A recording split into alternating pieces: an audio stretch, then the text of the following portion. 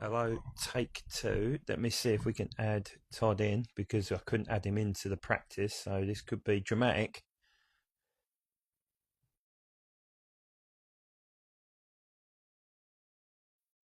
Right, Todd, I can see that you've joined. If you look at the bottom of your screen, you'll see a little camera with a plus. If you press on that, hey, we're in. For some reason, it wouldn't add you onto the practice, mate. You see me now? I can see you now. Oh, what drama? What drama to start with? Wonderful. How are you doing? You right? Yeah, when did your time change? Last week we do it for the farmers, so we obviously the clock's going forward, and then they go back again in October. I don't think Yeah. anybody else up around the world does it. It's just a British thing, so that's why No, the no, we, confusion. we do it here in most of the US. We turn the clocks forward, we turn the clocks back twice a year. We hate it. But does it vary by state then when it's done? I'm sorry?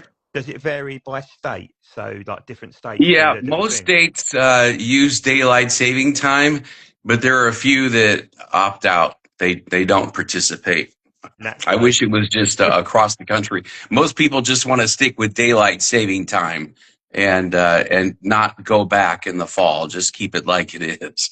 It's all right when you get the extra hour in bed. It's not so good when you generally get it on the Sunday after when you get the one less hour. It killed me last week.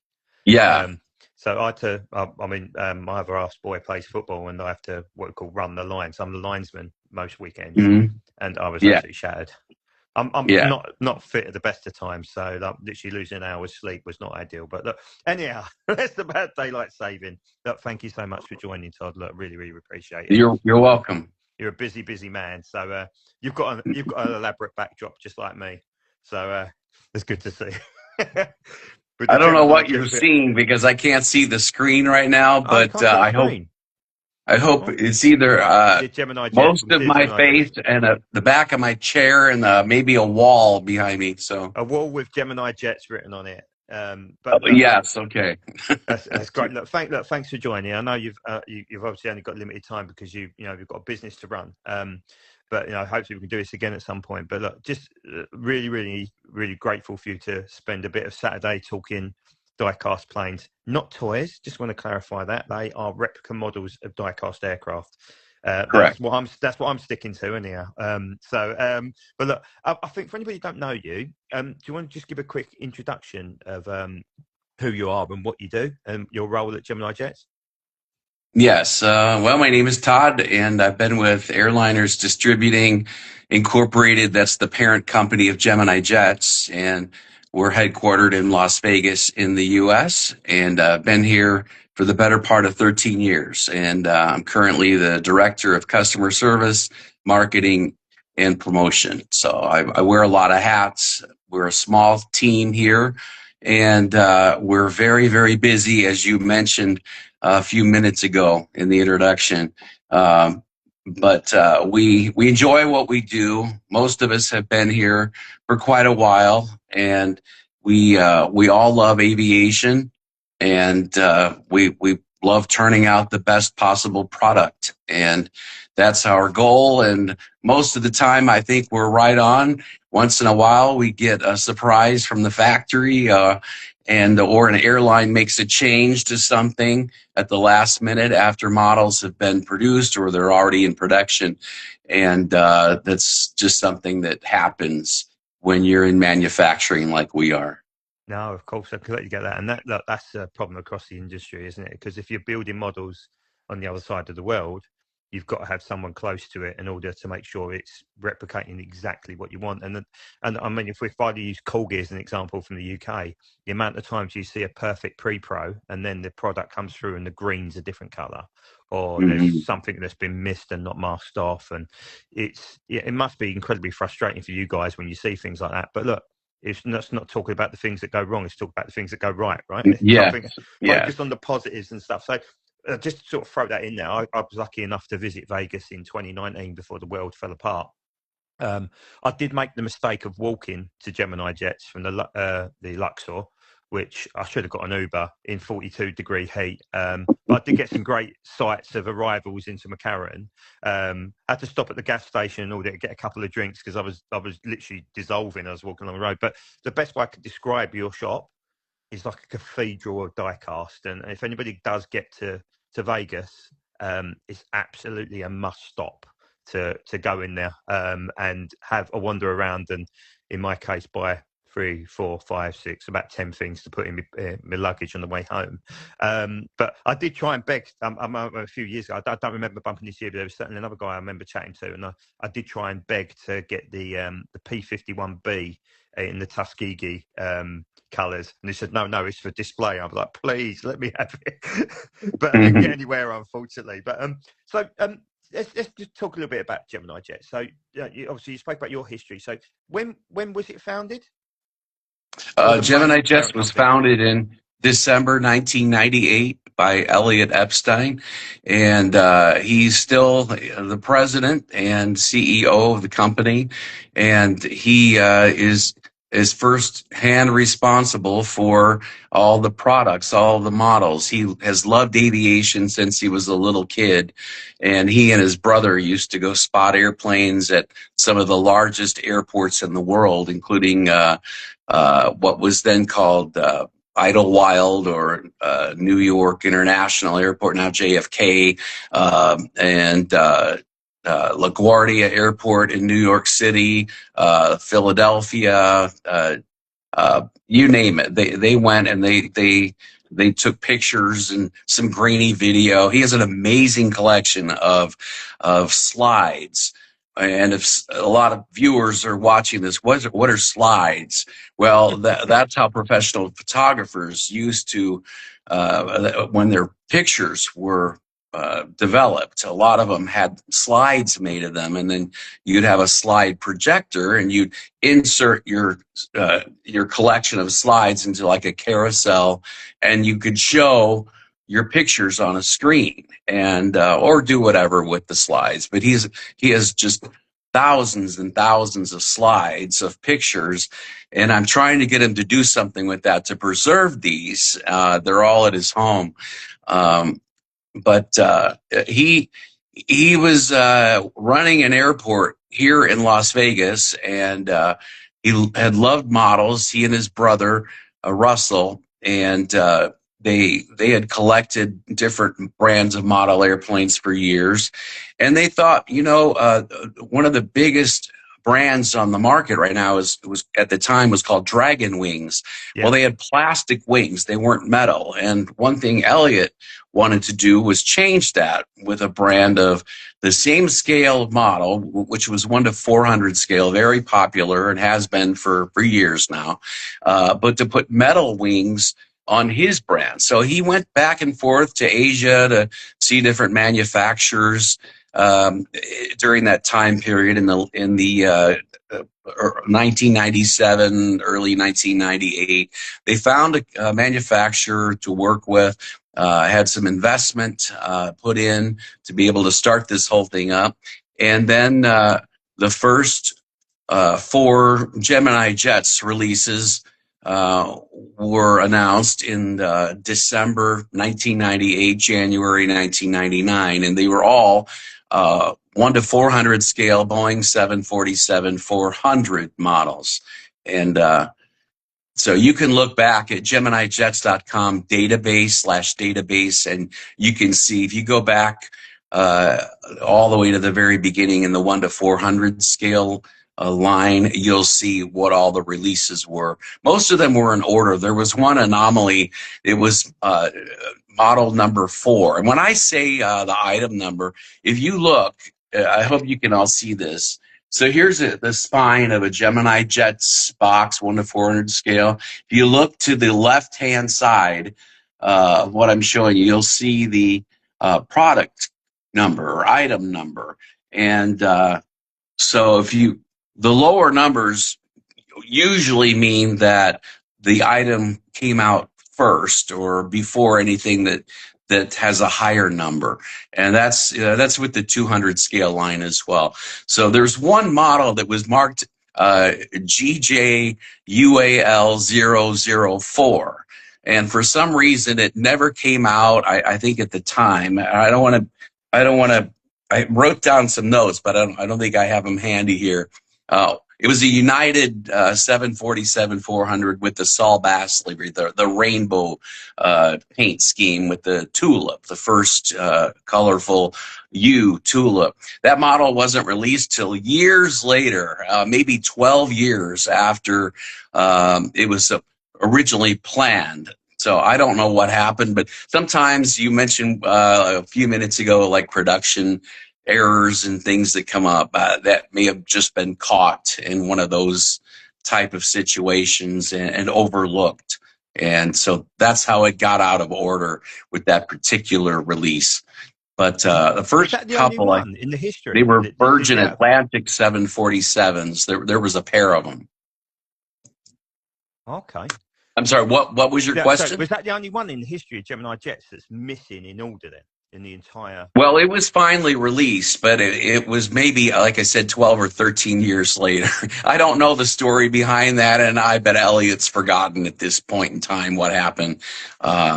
But I remember when I got it, I wasn't working here at the time, but I lived in Los Angeles, and I went to the hobby shop where I purchased my GeminiJets, and I had pre-ordered it, and so they had it for me, and I got there, and I just happened to notice the product number. I'm like, wow, this one should have been released apparently a long time ago. So it finally came out. Oh, fantastic. So, but a lot of companies actually do that. So even if they've cancelled releases, they still allocate that number to it, don't they? So again, I'll use Corgi as an example, where they've had cancelled releases, and it literally stays in the what you call it. It stays in the order of the actual releases per like say for a Lancaster there was an Argentinian one I think that wasn't releases. But that sort of leads perfectly to my next question, which I was going to ask you about. So do you actually have a collection at home, or do you just come in and just stand in awe and look at the shop? Well, I could, and sometimes I do. I just get up and need to walk around or stretch, and I'll just go inside.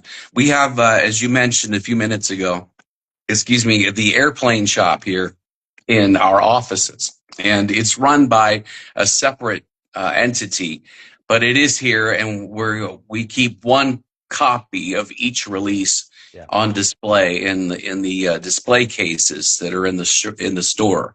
And so yes, I and it's one reason I don't have any models displayed at home. I see enough of them at the office, so I opt not to put any out at home. But yes, I do have a large collection. People ask how many. I have no idea how many models. I have literally thousands in 1 to 400 scale and 1 to 200 scale. And they're all die cast. I'll tell you to my other half, I've got nothing to declare. It's just merely a collection. That's all it is. I don't know.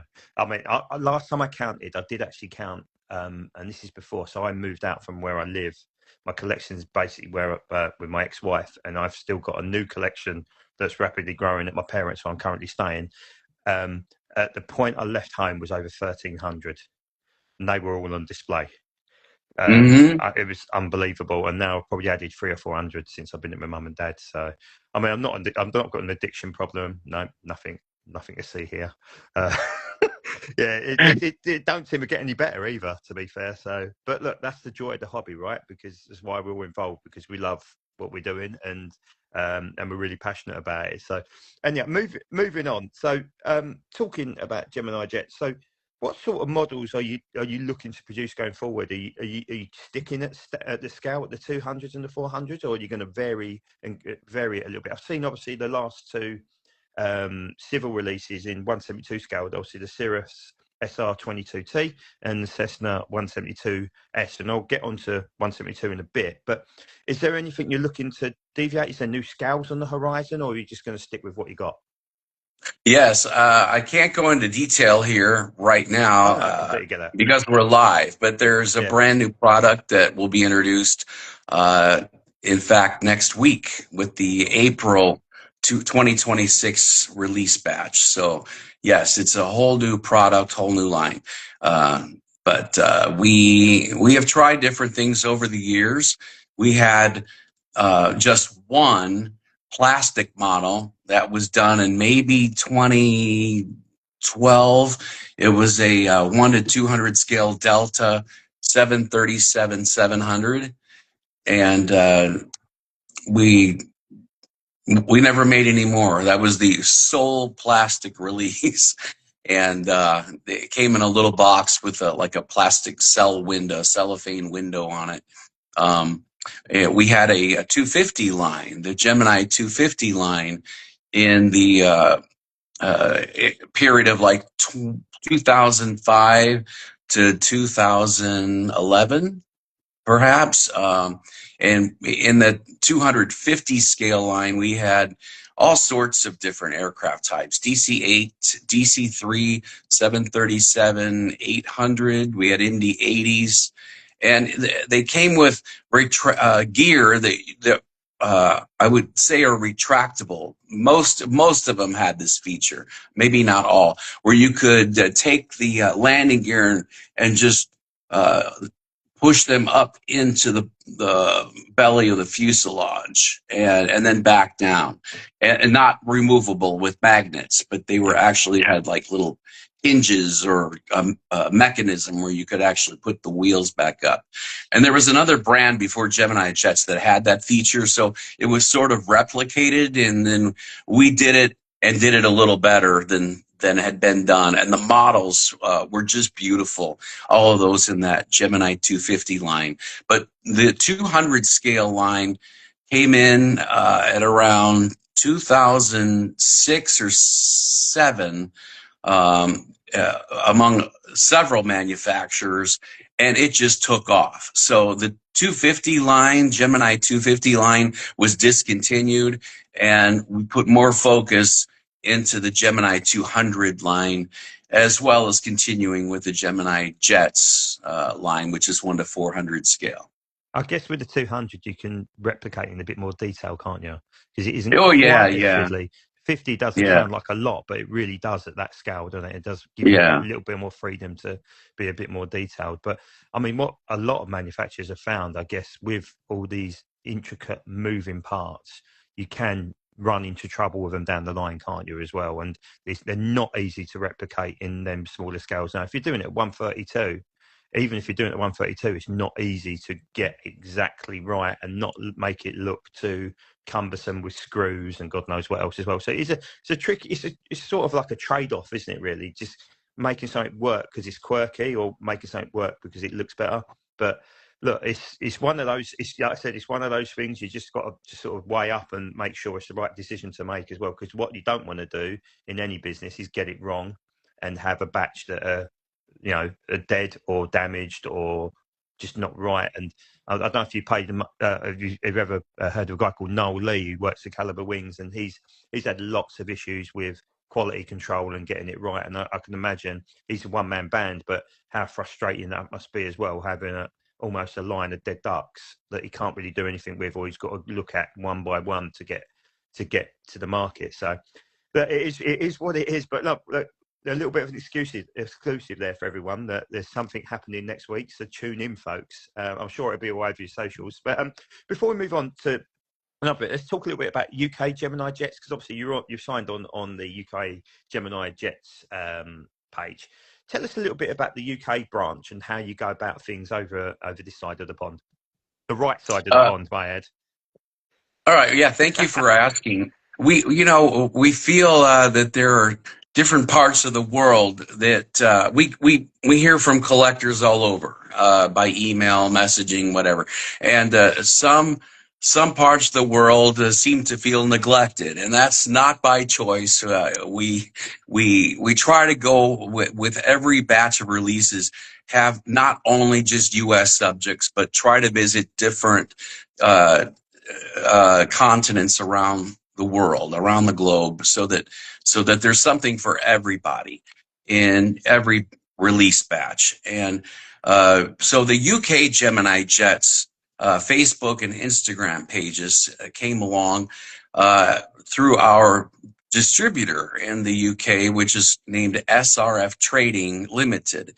And SRF has handled GeminiJets for years and years. They the founders of SRF were part of Corgi, which you'd mentioned. And so they know Corgi quite well. And so they distribute our products and other aviation products throughout the UK. And so they came to me and were hoping that I could help them with this endeavor and a better reach collectors in the UK. So I welcome anyone who's watching. If you're in the UK specifically, please follow UK GeminiJets on Instagram and Facebook. And we'd love to see your collection. We'd love you to send us videos. And it's really geared toward folks in England. So those are the collectors we really focus on with the UK GeminiJets social media accounts. Well, one thing I would say, obviously, I'm more of a military collector. Now, I do have a few airlines within my collection, but we've got a shop near us in London, in northwest London, a place called ARD, Aviation Retail Direct, and they stock a massive amount of your products, and probably one of the major ones in this country. But actually, the airline market is huge this side of the pond, actually a lot bigger than the military market. So what I'll do, obviously, once I share the video, I'll make sure I tag you in there, and I'll give you some shout outs on Instagram as well. And like I said, encourage everybody on our page to give you guys a follow as well. So I think that's really important. Thank you. And especially I mean, the next question I was going to get to was the current climate. Obviously, we've got the war going on in Iran. We've got the tariffs, I guess, that probably playing a part as well. How is that affecting you in the business? Is it going to affect prices dramatically down the line, do you think? The tariffs affected us greatly last year, and thankfully they've come down. So we were able to cut our prices a couple of times, and so hopefully collectors saw that because those prices were cut on the wholesale side. So that's how retailers and distributors get their product from us, and they buy wholesale, and then they sell the models on then to consumers like yourself. And so hopefully the consumers, the collectors have found that the prices have come down since the height that they were last year, and they were pretty extreme. We were dismayed at what we had to do, but we were forced to. There's no way we could have stayed in business and kept charging the same prices that we had been before the tariffs climbed. A tariff is a tax, so ultimately the consumer pays for it. And you think of companies, they're going to pay, they're going to pass it on. We can only eat so much of the cost, or we'd go out of business. No, but actually, what you just said is you're probably the only ones who've done that. Because what we've seen in the diecast market this side, and of course we've not been hit by tariffs quite like you guys. Obviously, the president decided to make that call, and that was his call, right? But we found it's just been a one-way upward trajectory in the UK in terms of prices of diecast, and we get, in terms of the material cost has gone through the roof, fuel cost has gone through the roof, container shipments gone through the roof. Completely get that, but we've just seen it go one way. So the fact that you guys have done that, you've listened to your consumers, you listened to your customers, you listened to your fans, and you made that decision. Look, we've had to do that, and explained it. That transparency is, dare I say, unheard of in this market. So absolute kudos to you guys. I'm sure you'll see that reflected in sales, because people will keep. This hobby is not a cheap hobby to participate in, is it? It's no, and everybody's extra money that they've got at the end of their paycheck once you paid all your taxes and your rents and your mortgages and God knows what else.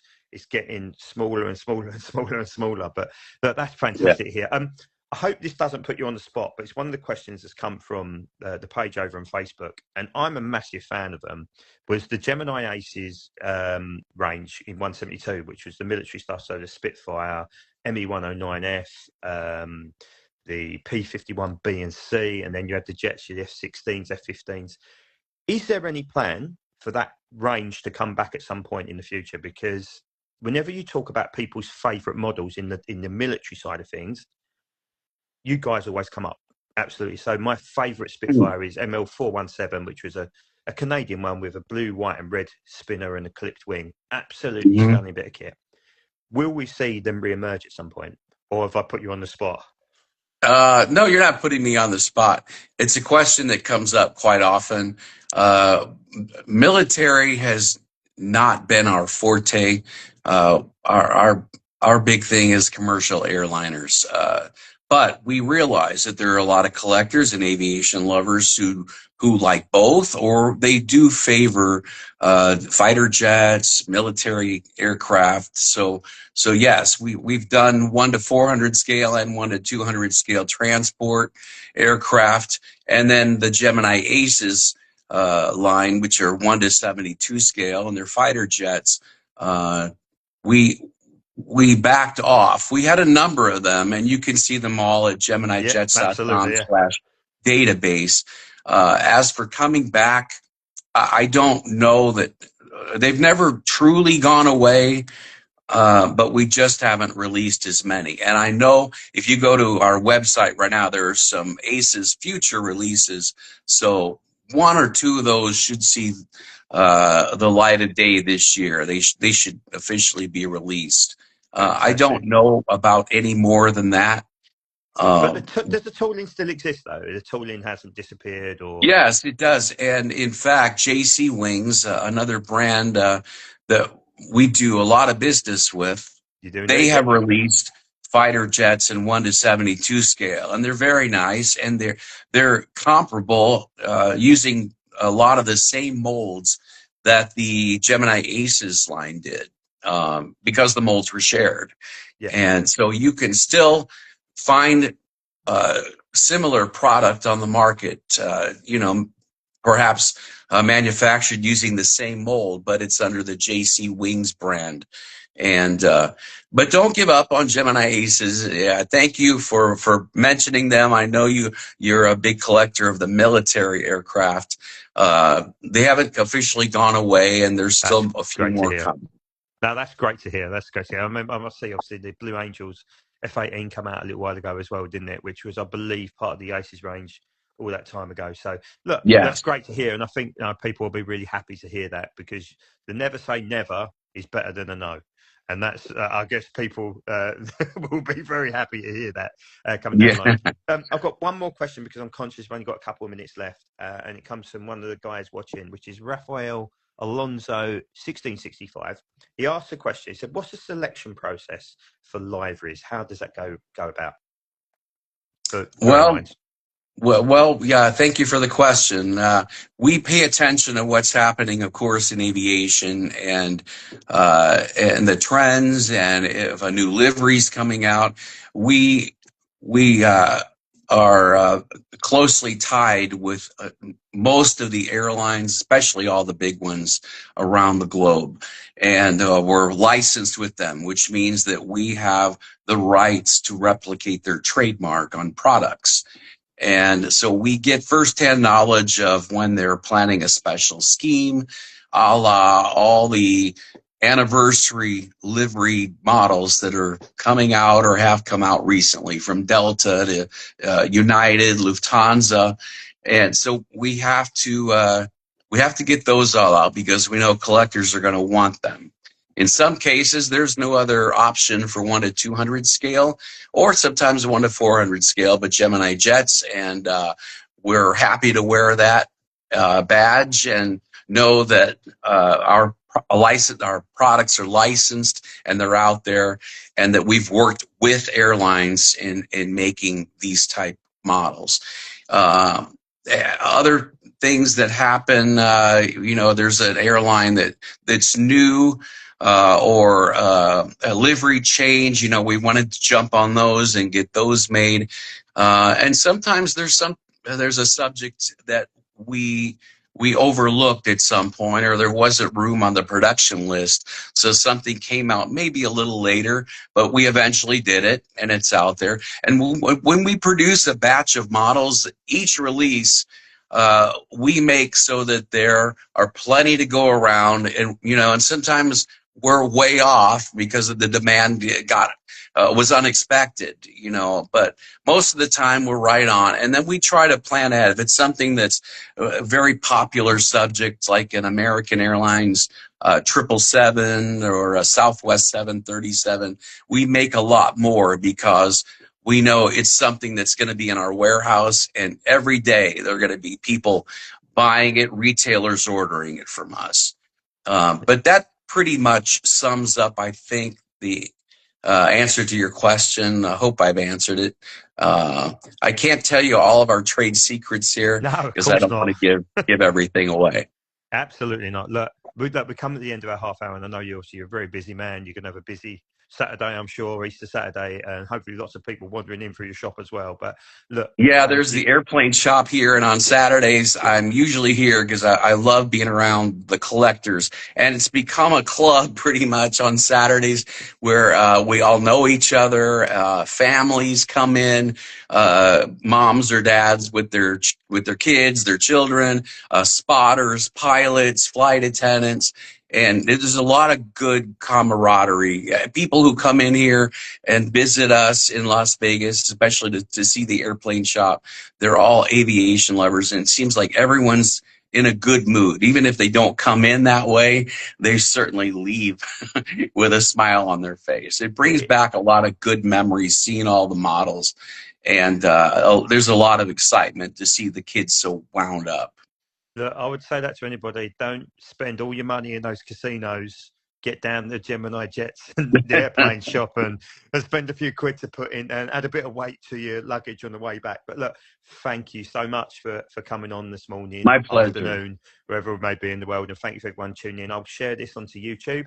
And also I'll tag you guys as well as sending you a link on for your YouTube page as well, Todd, so you can post them there. But if you haven't followed GeminiJets, either the main one or the UK GeminiJets, which Todd is currently on, please make sure you do. I'll put that in the caption. Okay. And hopefully we'll get a few more followers for you, well-deserved followers as well. Thank you so much, Todd. I hope you have a lovely Easter. And don't eat too much chocolate. Not there's much chocolate left in the chocolate eggs over this side now, some palm oil. But look, thank you so much, mate. I hope you have a great weekend and hope to speak to you soon. Thank you. Likewise. Cheers. All the best. Thanks, guys, for watching. Take care.